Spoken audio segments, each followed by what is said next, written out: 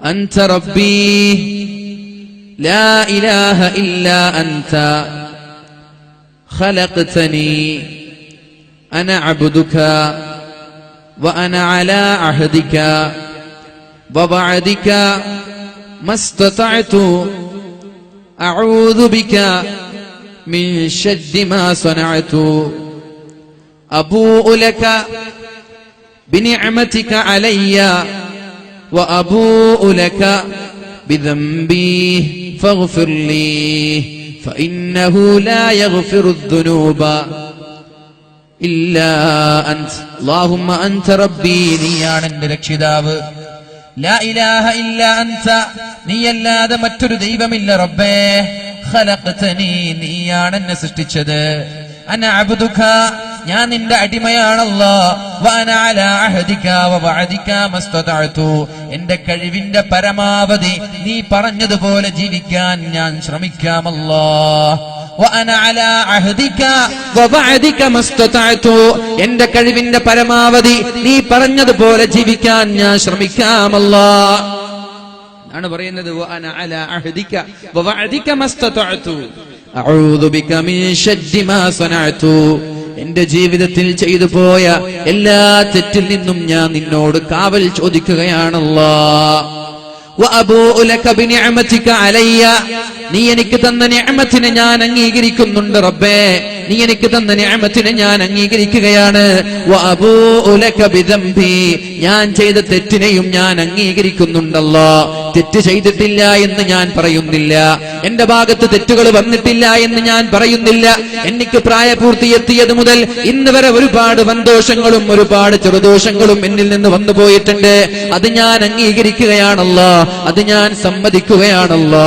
അതുകൊണ്ട് ഫഗ്ഫിർലി ഫഇന്നഹു ലാ യഗ്ഫിറു ദുനൂബ ഇല്ലാ അൻ അതുകൊണ്ട് നീ എനിക്ക് പുറത്തു തരണേ അല്ലാഹ് നീയല്ലാതെ പിന്നെ ആരാണ് പാപങ്ങൾ പുറത്തു തരുന്നത് നീയല്ലാതെ പിന്നെ ആരാണ് ഞങ്ങളുടെ ദോഷങ്ങൾ പുറത്തു തരുന്നത് നിന്നോടല്ലാതെ പിന്നെ ആരോടാണ് റബ്ബേ ഞങ്ങൾ ചോദിക്കുന്നത് അതുകൊണ്ട് ഞങ്ങളുടെ പാപം പുറത്തു തരണേ എന്നുള്ള ഇസ്തിഗ്ഫാറിന്റെ നേതാവായ സയ്യിദുൽ ഇസ്തിഗ്ഫാർ ഒരാൾ സുബഹിക്ക് ശേഷം ഒരു തവണ ചൊല്ലിയാൽ മഗ്രിബിന്റെ ശേഷം ഒരു തവണ ചൊല്ലിയാൽ സുബഹിക്ക് മുമ്പോ മഗ്രിബിന് മുമ്പോ മരിച്ചു പോയാൽ അയാൾ പോകുന്നത് സ്വർഗ്ഗത്തിലേക്കാണെന്ന് ലോകത്തിന്റെ മുത്തേ റസൂലുള്ളാഹി സ്വല്ലല്ലാഹു അലൈഹി വസല്ലം അല്ലാഹു തൗഫീഖ് ചെയ്യട്ടെ ഇത് ചൊല്ലോ കുറെ വാല് കേൾക്കുന്നുണ്ട് വാല് കേൾക്കുക തിരിച്ചു പോവാ എന്താ വാലിൽ പറഞ്ഞത് അതിങ്ങനെ കുറെ കാര്യം പറഞ്ഞു ഞാൻ ശ്രദ്ധിച്ചിട്ടൊന്നുമില്ല ഈ വാല് കേട്ടിട്ട് എന്താ കാര്യം നമ്മുടെ നാട്ടിൽ വാലിന് വല്ല കുറവുണ്ടോ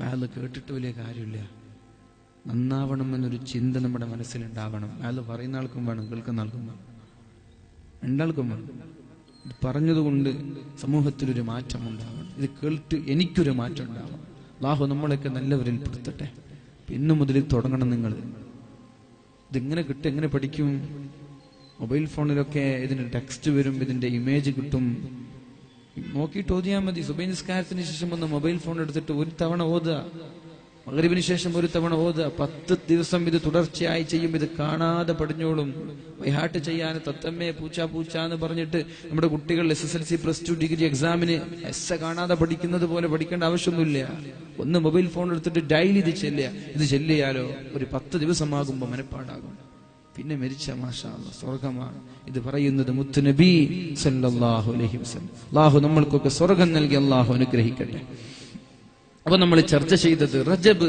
ഒരുങ്ങാനുള്ള മാസമാണ് റജബ് ഇസ്തിഗ്ഫാർ അധികരിപ്പിക്കാനുള്ള മാസമാണ് ശഅബാൻ അല്ലാഹുവിന്റെ ഹബീബിന്റെ പേരിൽ സ്വലാത്ത് അധികരിപ്പിക്കാനുള്ള മാസമാണ് എന്നാൽ പരിശുദ്ധമായ റമളാൻ മാസമുണ്ടല്ലോ അത് ഖുർആൻ അധികരിപ്പിക്കാനുള്ള മാസമാണ് ഖുർആൻ ഓതാനുള്ള മാസമാണ് മഹാനായ ഇമാമുന ശാഫിഈ റളിയല്ലാഹു അൻഹു പരിശുദ്ധമായ റമളാൻ മാസം 60 ഖത്തം ഖുർആൻ ഓതി തീർത്തിരുന്നു എന്ന് ചരിത്രങ്ങളിൽ കാണാം റമളാൻ വന്നാൽ 60 തവണയാണ് ഖുർആൻ ഓതി തീർത്തിരുന്നത് ഒരു തവണ ഓതി തീർക്കാറുണ്ടോ ഫസ്റ്റത്തെ 10 നല്ല ആവേശത്തിൽ മുസ്ഹഫ് എടുത്തിട്ട് ഓതും പിന്നിങ്ങനെ മടിച്ച് അവസാന 10 ആകുമ്പോൾ ഒരു ഖത്തം വരെ തീർക്കാത്ത എത്ര ആളുകൾ നമ്മുടെ നാട്ടിലുണ്ട് ഇതൊക്കെ റബ്ബിന്റെ കോടതിയിൽ സമാധാനം പറയേണ്ടി വരൂലേ ഇതൊക്കെ അള്ളാഹുവിന്റെ കോടതിയിൽ സമാധാനം പറയാതെ രക്ഷപ്പെടാൻ പറ്റൂല وقال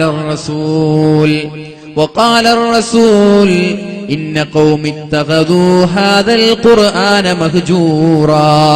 അല്ലാഹുവേ, എന്റെ സമുദായം പരിശുദ്ധമായ ഖുർആനിനെ അവഗണിച്ചു കളഞ്ഞുവല്ലോ എന്ന് അല്ലാഹുവിന്റെ ഹബീബ് പരാതി പറയുന്നുണ്ട്. وقال الرسول إن قوم اتخذوا هذا القرآن مهجورا. പരിശുദ്ധമായ ഖുർആനിനെ എന്റെ സമുദായം അവഗണിച്ചു കളഞ്ഞുവല്ലോ. മഹാന്മാരായ ആലിമീങ്ങൾ പറയാൻ, മാസത്തിൽ ഒരു തവണ ഖുർആൻ ഖത്തം തീർത്തില്ലെങ്കിൽ ഖുർആനിനെ അവഗണിച്ച് കളഞ്ഞവരിൽ അവർ പെട്ടുപോകും. ഖുർആൻ നമ്മൾക്കെതിരെ സാക്ഷി നിൽക്കും. അല്ലാഹു കാക്കട്ടെ. ഗൗരവമുള്ള വിഷയല്ലേ ഇത്? ഒരു തവണ ഒരു ഖത്തം ഖുർആൻ ഒരു മാസത്തിൽ ഓതി തീർത്തില്ലെങ്കിൽ ഖുർആനിനെ അവഗണിച്ച് കളഞ്ഞവരിൽ നമ്മൾ പെട്ടുപോകും.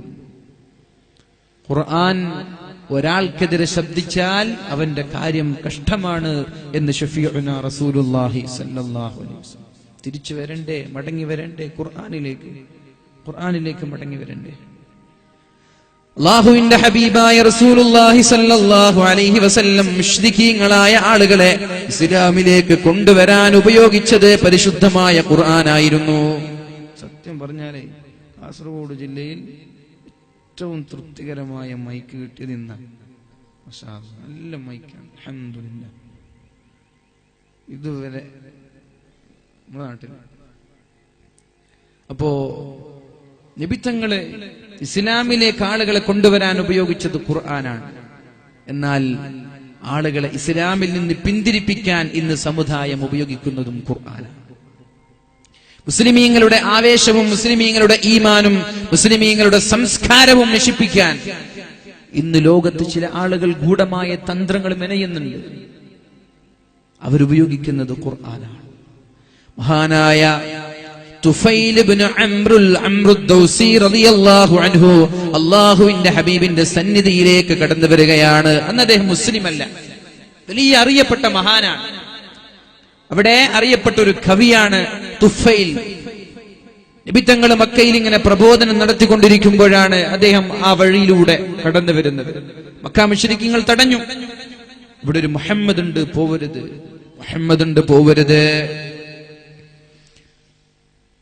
മുഹമ്മദിന്റെ അടുത്ത് പോയാൽ നിന്റെ ഭാര്യ, നിന്റെ മക്കൾ, നിന്റെ കുടുംബം എല്ലാവരെയും വലിച്ചെറിഞ്ഞ് ഒരു ഭിന്നിപ്പിന്റെ ആളായി നീ മാറും. അതുകൊണ്ട് ദയവ് ചെയ്ത് മുഹമ്മദിന്റെ സമീപത്തേക്ക് അടുക്കരുത് എന്ന് തുഫൈലിനെ ആളുകൾ അബൂജഹലിനെ പോലെയുള്ള കിങ്കരന്മാർ നിർബന്ധിച്ചു. അദ്ദേഹം പേടിച്ചിട്ട് 2 പരുത്തിയെടുത്ത് ചെവിയിലേക്ക് തിരികെ കയറ്റി. അദ്ദേഹത്തിന് കഅബയുടെ അടുത്ത് പോകണം. കഅബ എല്ലാവർക്കും വിശ്വാസമുണ്ട്, കഅബയുടെ അടുത്ത് പോകണം. 2 പരുത്തി ചെവിയിൽ തിരികെ കയറ്റി കഅബയുടെ അടുത്ത് ചെന്നു. അങ്ങനെ കഅബയിലേക്ക് ചെല്ലുമ്പോഴാണ് ആ കഅബയുടെ സമീപത്ത് നിന്ന് പരിശുദ്ധ റസൂലുള്ളാഹി സല്ലല്ലാഹു അലൈഹി വസല്ലം വളരെ ഭംഗിയായി നിസ്കരിക്കുമ്പോൾ ഖുർആൻ ഓതുന്നത് കേൾക്കാനിടയായത്. പരുത്തി വെച്ചിട്ടും ചെവിയുടെ അകത്തേക്ക് ഖുർആൻ തിരികെ കയറുകയാണ്. ഇത് കേട്ടപ്പോഴാണ് അദ്ദേഹം പറയുന്നത്, വല്ലാഹി മാ സമിഅതു ഖൗലൻ ഖത്തു അഹ്സന മിൻഹു. ഇതുപോലെ ഒരു വാക്ക് ഞാൻ കേട്ടിട്ടേ ഇല്ലല്ലോ. ഞാൻ വലിയൊരു കവിയാണ്. ഇന്ന് മക്കയുടെ സമീപത്തുള്ള മക്കയുടെ പ്രാന്തപ്രദേശങ്ങളിലുള്ള വലിയ വലിയ സാഹിത്യകാരന്മാരുടെ വായയിൽ നിന്ന് പോലും ഇത്രയും മനോഹരമായൊരു വാക്ക് ഞാൻ കേട്ടിട്ടില്ലല്ലോ. എന്തോരു ഭംഗിയാണിതൊന്ന് കേൾക്കാൻ, എന്തോരു ആസ്വദിക്കാൻ പറ്റുന്ന വാക്കുകളാണിത് എന്ന് പറഞ്ഞു ഹബീബിന്റെ പിന്നാലെ പോകുകയാണ് തുഫൈൽ എന്ന് പറയുന്ന മുശ്രിക്കായ സഹോദരൻ.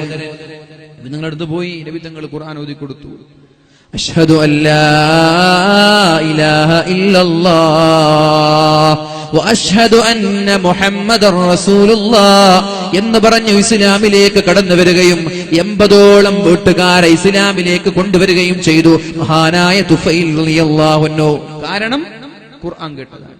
ഖുർആൻ കേട്ടപ്പോൾ പരിവർത്തനം ഉണ്ടായി, ഖുർആൻ കേട്ടപ്പോൾ മാറ്റമുണ്ടായി. ത്വാഹ മാ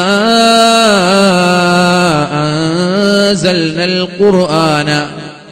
ത്വാഹ, അല്ലാഹുവിന്റെ ഹബീബിന്റെ പരിശുദ്ധമായ പേര് ഉച്ചരിച്ചുകൊണ്ട് ഒരു സൂറത്ത് തുടങ്ങുന്നുണ്ട്. ആ സൂറത്ത് കേട്ടപ്പോഴാണ് മഹാനായ ഉമർ ഇബ്നുൽ ഖത്താബ് റളിയല്ലാഹു അൻഹുവിന്റെ ജീവിതത്തിൽ ഒരു പരിവർത്തനം ഉണ്ടാവുന്നത്. ഇഷ്ടംപോലെ സംഭവങ്ങൾ ഓരോ ആയത്തുകളിലൂടെ ഓരോ മഹാന്മാർ ഇസ്ലാമിലേക്ക് കടന്നു വന്നു. എന്നാൽ എങ്ങനെയെങ്കിലും മുസ്ലിമീങ്ങളെ ഖുർആനിൽ നിന്ന് മാറ്റി നിർത്താനാണ് ഇസ്ലാമിന്റെ ശത്രുക്കൾ ശ്രമിച്ചുകൊണ്ടേയിരിക്കുന്നത്. ഇസ്ലാമിനെ ഒരിക്കലും തകർക്കാൻ പറ്റൂല എന്ന് തോന്നിയപ്പോഴാണ് when this book is with them we cannot enjoy peace and tranquility in their land. ഈ ഖുർആൻ അവരുടെ കയ്യിലുള്ള കാലത്തോളം സമാധാനവും സന്തോഷവും നമ്മൾക്ക് കിട്ടൂല. മുസ്ലിമുകൾ ഖുർആൻ കൊണ്ട് ജീവിക്കുന്നവരായിരുന്നു ഒരു കാലഘട്ടത്തിൽ. ലക്ഷോപലക്ഷം ആളുകൾ ശത്രുക്കൾ ഇസ്ലാമിനെതിരെ പോരാടാൻ വന്ന് വിജയിക്കാൻ പറ്റിയില്ല. കാരണം അവരുടെ സംസ്കാരവും അവരുടെ സ്വഭാവവും ഖുർആനായിരുന്നു. പിന്നെ അവർ ആലോചിച്ചു തുടങ്ങി മുസ്ലിമുകളെ ഖുർആനിൽ നിന്ന് മാറ്റി നിർത്തണം. അതെങ്ങനെയാ പറ്റുക?